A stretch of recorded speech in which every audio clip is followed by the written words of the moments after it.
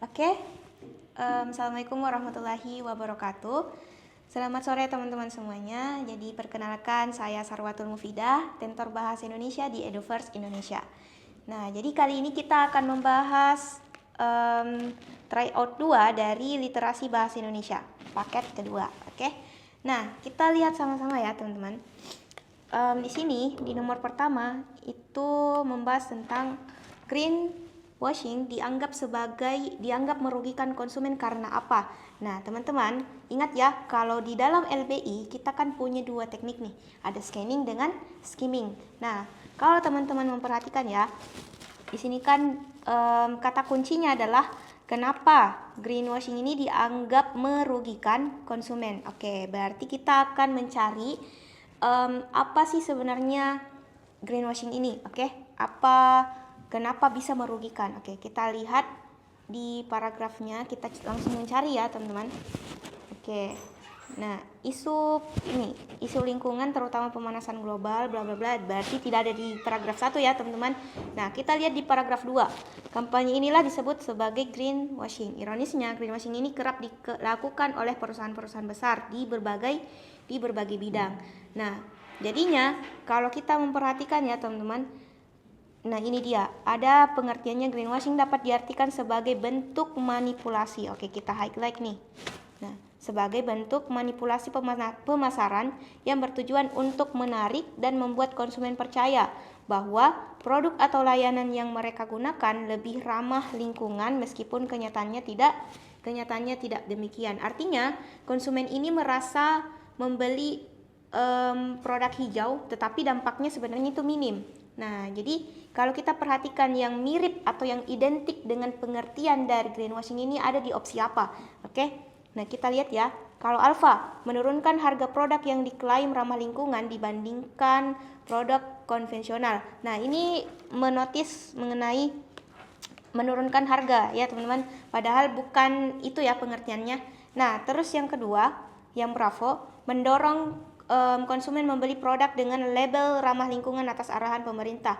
Nah, atas arahan pemerintah kan tidak di ini ya teman-teman, tidak dinotis ya di dalam paragraf tadi. Oke, terus yang Charlie. Nah, apakah Charlie nih menghapus peluang perusahaan melakukan inovasi nyata dalam menciptakan solusi lingkungan? Nah, ini kata menghapus peluang perusahaan itu tidak ada ya teman-teman, bukan ini yang dinotis oleh paragrafnya.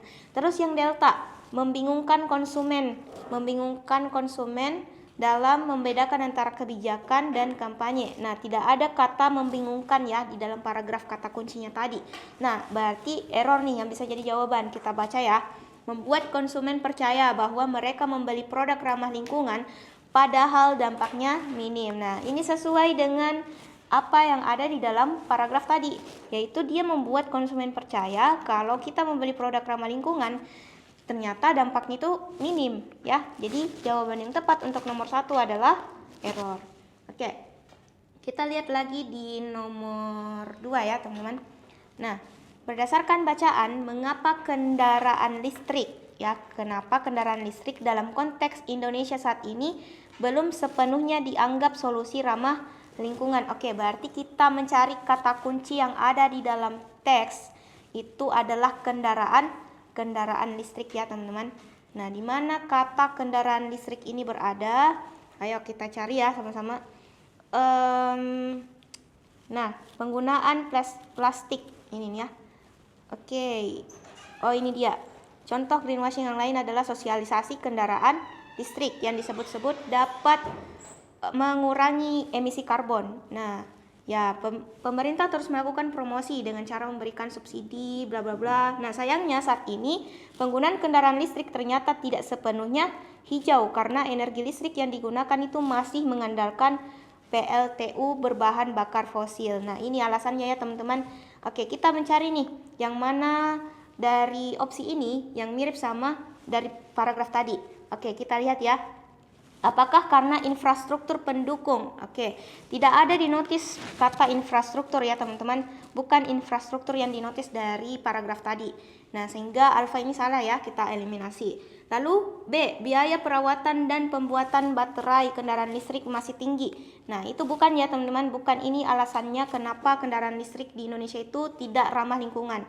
Nah, terus C, bagaimana sebagian besar pasokan listrik nasional masih bergantung pada energi fosil. Oke, ini yang dinotis ya, energi fosil. Jadi pasokan listrik dan energi fosil itu ada di dalam paragrafnya, berarti ini kata kuncinya. Jadi dalam nomor 2, nah nomor 2 ini jawabannya adalah Charlie ya teman-teman. Nah, yaitu pasokan listrik masih bergantung pada energi fosil. Oke teman-teman, kita lanjutkan di nomor 3. Istilah greenwashing pada paragraf kedua merujuk pada apa? Nah, jadi greenwashing tadi kan kita sudah lihat ya di paragraf 1 kalau itu semacam scam ya teman-teman. Nah, lalu kita kan diminta pada paragraf kedua ini dia merujuk ke mana? Nah, dia merujuk ke apa? Berarti kita perlu memperhatikan di paragraf 2 nih teman-teman. Nih, kampanye inilah yang disebut sebagai greenwashing. Greenwashing kerap dilakukan oleh perusahaan dan bla bla bla. Nah, jadi greenwashing ini sebenarnya adalah pemasaran yang menonjolkan citra ramah lingkungan tapi tanpa aksi yang signifikan.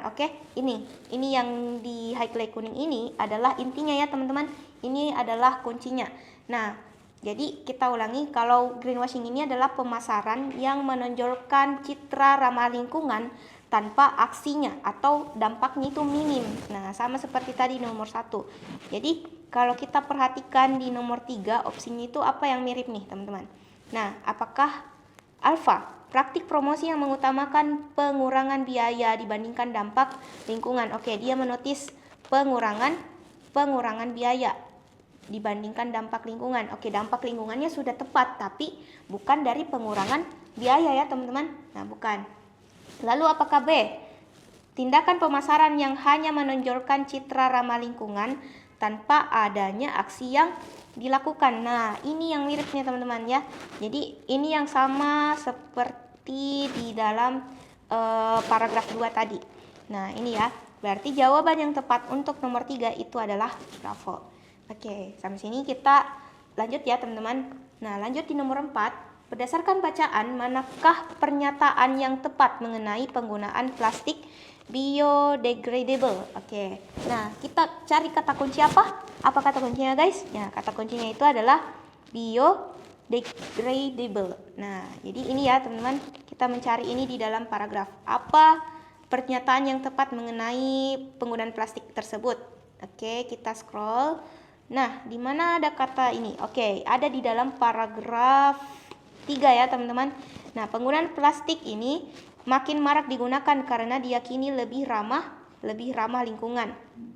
Dia lebih ramah lingkungan dan mudah terurai. Namun plastik jenis ini justru bukan solusi yang tepat karena membutuhkan waktu yang cukup lama terurai. Dia cukup lama terurai. Ingat ya teman-teman. Lalu menurut penelitian, plastik ini yang dibiarkan di alam selama 3 tahun ternyata tidak terurai dan masih utuh. Ini ya. Dan penelitian lain menyebutkan bahwa plastik jenis ini tidak mudah terurai di alam bebas, tetapi hanya bisa hancur sempurna dalam kondisi lingkungan yang ekstrim. Misalnya bersuhu lebih dari 50 derajat Celcius. Nah, artinya kita mencari 3 kata kunci ini yang ada di opsi ya teman-teman. Nah, coba kita scroll lagi ya opsinya. Nah, plastik biodegradable dapat terurai di alam bebas dalam waktu 3 tahun. Nah, dalam waktu 3 tahun tadi di notice ya teman-teman, di dalam penelitiannya di alam selama 3 tahun. Jadi kalau kita lihat ya, di sini kan yang ditanyakan adalah manakah pernyataan yang tepat. Nah, katanya ini dapat terurai di alam bebas dalam waktu 3 tahun. Itu salah ya teman-teman, tapi harusnya adalah tidak terurai. Dia tidak bisa terurai walaupun dalam waktu 3 tahun. Nah, jadi ini salah. Terus plastik biodegradable terbukti mulai terurai setelah 3 tahun. Nah, terbuktinya itu tadi di dalam paragraf bukan bisa terurai, melainkan ternyata tidak. Ingat, dia tidak terurai dan masih utuh. Ingat ya teman-teman. Nah, kebalikan ya teman. Jadi di opsi B itu ternyata adalah kebalikan dari fakta yang ada di dalam teks. Berarti Bravo juga salah. Oke, lalu di C, praktik plastik biodegradable hanya bisa hancur sempurna dalam kondisi ekstrim. Nah, hanya bisa hancur sempurna dalam kondisi ekstrim tertentu. Oke, ini dinotis ya tadi. Coba kita scroll. Nah, ini dia bilang, tetapi hanya bisa hancur sempurna dalam kondisi lingkungan yang cukup ekstrim. Nah, cukup ekstrimnya itu apa? Misalnya dia bersuhu lebih dari 50 derajat Celcius. Artinya si plastik ini akan bisa hancur ketika dia di dalam suhu 50 derajat Celcius nih, teman-teman. Itu maksudnya kondisi tertentu. Oke. Nah, jadi di dalam nomor 4 ini jawaban yang tepat itu adalah Charlie. Oke, kita lanjutkan di nomor 5 ya, teman-teman. Nah, manakah dampak yang paling mungkin terjadi jika pemerintah terus melakukan greenwashing? Oke. Nah, tadi kan kita dari tadi melakukan teknik scanning. Nah, sekarang kita akan melakukan teknik memperdalam bacaan ya, teman-teman. Nah, tadi kan kita sudah mengerti atau mengetahui kalau greenwashing ini semacam scam yang dilakukan oleh perusahaan. Nah, lalu apa sebenarnya dampak yang paling mungkin terjadi jika pemerintah terus melakukan greenwashing ini? Nah, kita lihat alfa. Akan banyak perusahaan yang menciptakan produk yang 100% ramah lingkungan. Nah, ini terlalu ideal ya, teman-teman. Maksudnya kini kan kita mencari dampak yang negatif, bukan melakukan yang dampak positif. Oke, jadi alfa itu terlalu ideal ya alasannya. Nah, bukan ini. Oke, terus Bravo. Kepedulian masyarakat meningkat dan tercipta kehidupan yang ramah lingkungan. Oke, ini bertentangan dengan konsep greenwashingnya tadi. Nah, sama ya seperti yang saya katakan. Kalau kita mencari dampak negatifnya, ini kan dia bilang kepedulian masyarakat meningkat, artinya dia lebih ke positif. Nah, dia di sini akan bertentangan dengan konteks atau konsep dari greenwashing tadi. Oke, terus C, perekonomian negara berjalan baik katanya guys. Nah, sehingga mendorong terciptanya ekonomi hijau. Ini sama seperti Bravo, dia terlalu positif, sedangkan greenwashing itu adalah dampak yang negatif ya kita cari. Terus Delta, pabrik plastik akan tutup karena pemerintah memberhentikan kebijakan plastik berbayar. Nah, ini kan yang ditanyakan adalah jika pemerintah terus melakukan greenwashing. Nah, di sini juga di dalam teks itu tidak ada indikasi kalau pabrik itu akan tutup. Nah, ini tidak berhubungan dengan isi teks. Oke. Nah, tidak berhubungan dengan teks. Tidak ada di dalam teks, oke? Nah, lalu di error, berarti error nih jawabannya teman-teman. Permasalahan lingkungan makin memburuk meskipun kesadaran masyarakat ini meningkat. Oke, permasalahan lingkungan makin memburuk. Oke, ini sudah membahas tentang hal negatifnya ya teman-teman. Dan ini sesuai dengan apa dari konteks greenwashing tadi, ya kan? Nah, meskipun kesadaran masyarakat meningkat, berarti jawaban yang tepat untuk nomor 5 itu adalah error. Ya teman-teman, kita lanjutkan di nomor berikutnya yaitu di nomor 6. Nah, kalau kita perhatikan ternyata nomor 6 dan 7 itu sama ya. Berarti kita cuma satu kali jawab aja nih. Nah, istilah penyemaian awan pada teks itu memiliki makna apa? Oke, berarti kita mencari dulu pengertiannya penyemaian awan. Nah, kita melakukan teknik scanning ya di sini guys. Nah, kita mencari di mana tuh ada kata penyemaian awan. Nah, di sini di dalam paragraf 2 ada kata penyemaian awan atau cloud seeding. Oke, ini penyemaian awan atau cloud seeding. Nah, jadi apa sih sebenarnya itu? Nah, kita sudah diberikan ya secara eksplisit dari teksnya kalau cloud seeding ini dia bertujuan untuk meningkatkan curah hujan dengan menambahkan bahan kimia tertentu ke dalam awan. Nah, ide penyemaian awan melalui penggunaan karbon dioksida cair. Nah, ini dia untuk merangsang pembentukan hujan. Nah, jadi kita mendapatkan kata kunci kalau penyemaian awan itu adalah meningkatkan curah hujan dengan menambahkan bahan kimia tertentu ke dalam awan untuk apa? Untuk merangsang pembentukan hujan. Nah, kita cari ya kata kunci yang sama dengan yang ada di dalam paragraf ini. Oke, kita perhatikan. Kita langsung saja ke opsi. Nah, kalau di opsi kita lihat langsung dapat di delta dan error. Kalau di delta itu dia bilang begini nih, menambahkan bahan kimia ke awan untuk meningkatkan volume hujan. Tapi kalau di error dia bilang begini, proses menambahkan bahan kimia ke awan untuk merangsang terbentuknya hujan. Nah, jadi yang paling tepat sebenarnya untuk di penyemaian awan itu adalah error. Kenapa? Karena di dalam sini, di dalam paragrafnya tadi kan dijelaskan kalau penyemaian awan itu adalah proses menambahkan bahan kimia untuk merangsang pembentukan hujan. Jadi bukan meningkatkan volume hujan. Oke, jadi 6 dan 7 ini adalah error ya teman-teman. Teman-teman, kita lanjutkan di nomor 8 ya. Nah, nomor 8, menurut bacaan, manakah pernyataan yang paling tepat mengenai penggunaan penyemaian awan di dunia? Ingat, dikata di dunia nih teman-teman. Nah, jadi kita mencari kata kuncinya apa nih? Yaitu mengenai penggunaan penyemaian awan. Nah, kita mencari ya di dalam teksnya.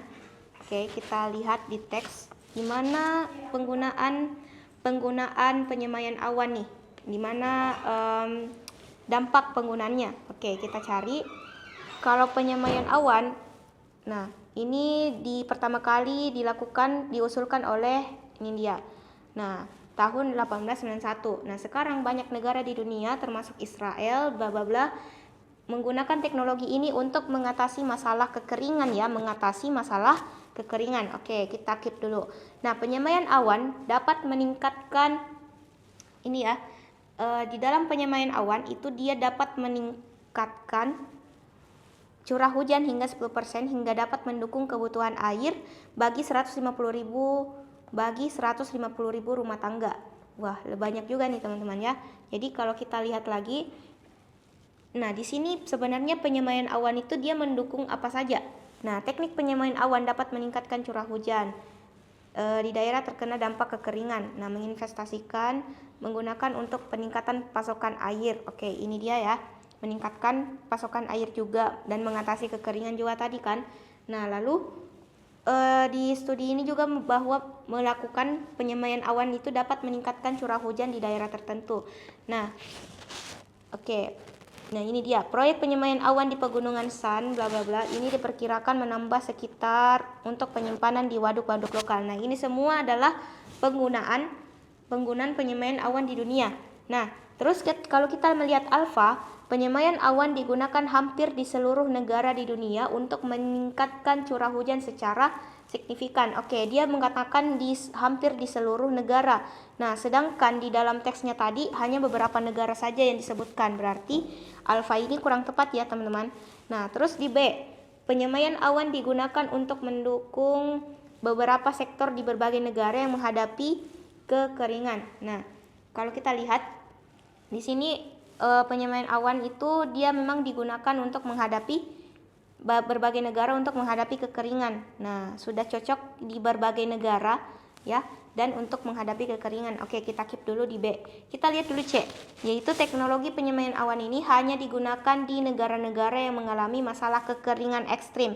Nah, tidak ada dinotis di dalam teks atau di dalam paragraf itu kalau untuk mengatasi kekeringan ekstrim saja ya, teman-teman. Tapi yang dihadapi itu cuman kekeringan, teman-teman ya, bukan kekeringan ekstrim. Nah, terus di D, penyemaian awan digunakan terutama untuk meningkatkan pasokan air rumah tangga, bukan untuk pertanian atau industri. Nah, ini salah ya teman-teman. Dia cuman menotis pasokan air rumah tangga. Padahal di dalam paragraf itu digunakan di dalam di dalam pertanian maupun industri. Nah, terus banyak negara masih mencoba penyemaian awan, tetapi tidak ada yang berhasil menambah curah hujan secara nyata. Nah, ini salah besar ya teman-teman. Kenapa? Karena dia bilang tidak ada yang berhasil. Padahal di teks itu mengatakan kalau ada penelitian yang sudah mencoba dan ada yang berhasil ya teman-teman. Jadi di dalam nomor 8, jawaban yang tepat yang mirip dengan apa yang ada di dalam teks itu adalah bravo. Oke, teman-teman, kita lanjutkan di nomor 9. Nomor 9 itu mengatakan jika akan dibuat diagram batang berdasarkan informasi yang tersedia. Nah, diagram yang paling tepat itu dinyatakan melalui apa? Nah, kita perhatikan ya. Kalau tadi kan yang ada di dalam teks itu dia merupakan ini presentasi apa nih, teman-teman? Nah, kita lihat. Nah, di sini ada presentase. Nah, ini dia. Hingga 15%. Nah, ini meningkatkan curah hujan sebesar 10 sampai 30%. Oke, ini adalah presentasenya. Nah, jika ini dibuatkan apa ya? Jika ini bisa dibuatkan sebagai diagram, kira-kira diagram yang tepat itu mematok tentang apa? Nah, kita lihat ya. Di sini kan di alfa adalah presentasi peningkatan curah hujan. Kalau di B itu kan volume tambahan air. C itu jumlah rumah tangga yang terbantu. Terus D jumlah proyek penyemaian awan. Nah, dan dan E yaitu jumlah proyek. Nah, kira-kira yang sesuai dengan penyemaian awan itu sebenarnya apa? Kita tidak perlu memperhatikan sumbu-sumbunya, cuman kita hanya perlu memperhatikan dari sini nih, teman-teman, yang saya highlight ya. Saya buat warna biru. Nah, yang pertama kan itu presentasi peningkatan curah hujan. Yang kedua adalah volume tambahan air, lalu jumlah rumah tangga terbantu, dan jumlah proyek penyemaian awan, serta jumlah proyek. Nah, kira-kira apa yang sama, apa yang sebenarnya dibahas di dalam paragraf. Nah, oke, kalau kita perhatikan ya, tadi presentasinya itu dia mengarah ke peningkatan curah hujan. Nah, kira-kira apa nih yang sama dengan meningkatkan curah hujan? Nah, tentu saja di alfa ya, yaitu presentase peningkatan curah hujan. Jadi, jawaban yang tepat untuk nomor 9 itu adalah alfa. Nah, kita lanjutkan di nomor 10 ya, teman-teman. Berdasarkan bacaan, apa maksud ungkapan di wilayah yang rawan kekeringan? Oke. Nah, apa sebenarnya maksud di wilayah yang rawan kekeringan yang ada di dalam teks? Gimana tuh kata atau kalimat di wilayah rawan kekeringan? Nah, untuk mengatasi masalah kekeringan bla bla bla, kita cari lagi ya, teman-teman. Oke, di wilayah yang rawan kekeringan ada di dalam paragraf terakhir nih. Nah, teknik penyemaian awan dapat meningkatkan curah hujan sebesar 10-30% di wilayah yang rawan kekeringan.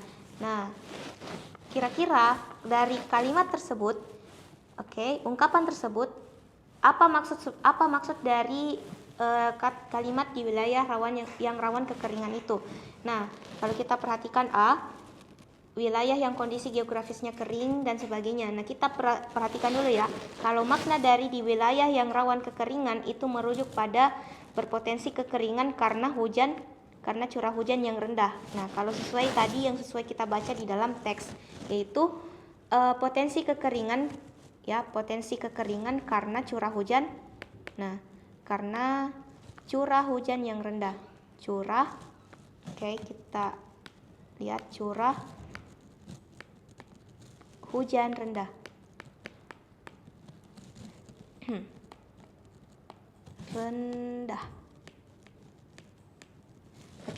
Nah, kalau kita lihat ya, ini kan maknanya ya, teman-teman. Nah, kita cari yang mirip seperti makna yang ada di dalam teks. Nah, kalau di alfa dia bilang wilayah yang kondisi geografisnya kering sepanjang tahun tanpa mata air memadai.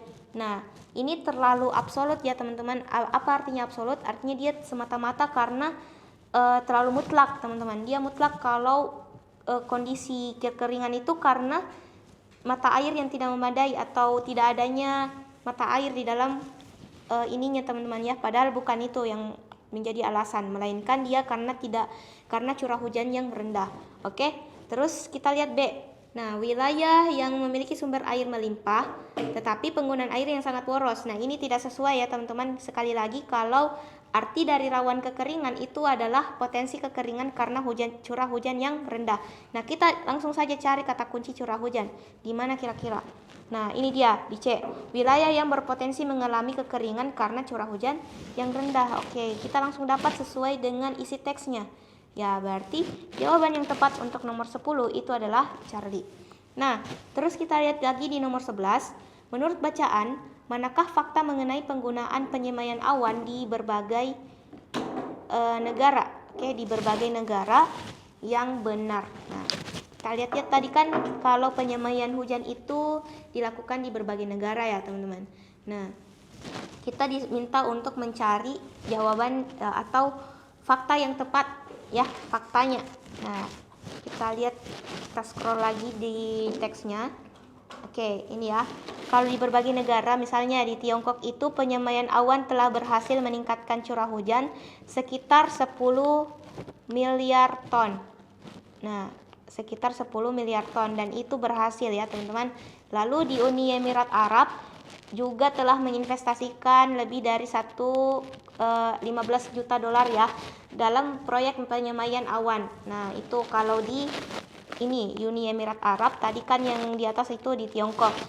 Terus yang lain, negara lain misalnya di Amerika, beberapa negara bagian seperti California dan sebagainya, itu dia menggunakan penyemaian awan untuk meningkatkan pasokan air. Ingat ya, itu kalau di Amerika. Terus di Texas, nih di Texas bagian dari Amerika juga telah melakukan ini dan dapat meningkatkan curah hujan di daerah tertentu hingga 15%. Ingat ya, ini adalah fakta-faktanya.